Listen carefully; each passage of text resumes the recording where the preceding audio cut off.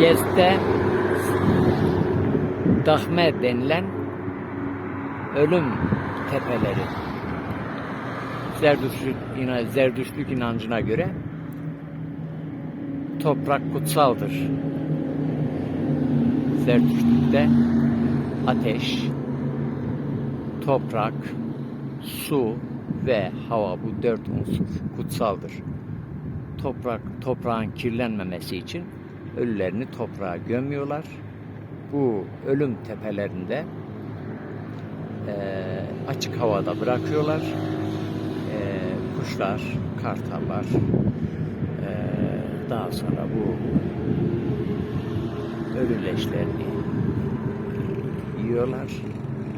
Kendileri daha sonra kemikleri toplayıp gömüyorlar. Zerdüştlük inancına göre şurada ikinci bir tepe uzaktan çıkıyor. Tepenin yine Yezde mahsus evler var, görünüyor.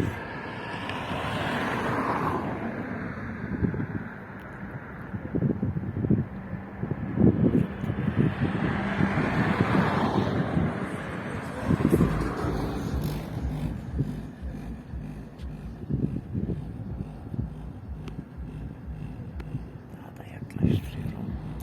Şunlar ölüm tepeleridir. Evet.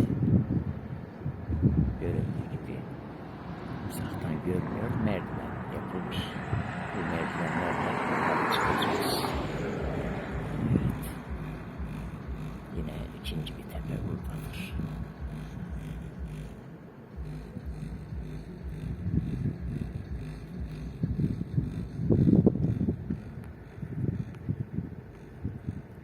Evet. Ölüm tepeleri görüldüğü gibi Zerdüştlük inancına göre ölülerin bırakıldığı yüksek tepeler.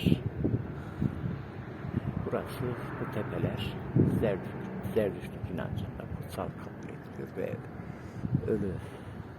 ölüler buraya bırakılıyor. Tabi bu uygulama 1960 yılında sağlık ve hijyen nedeniyle dönemin hükümeti tarafından şartlarıyla yasaklanmış.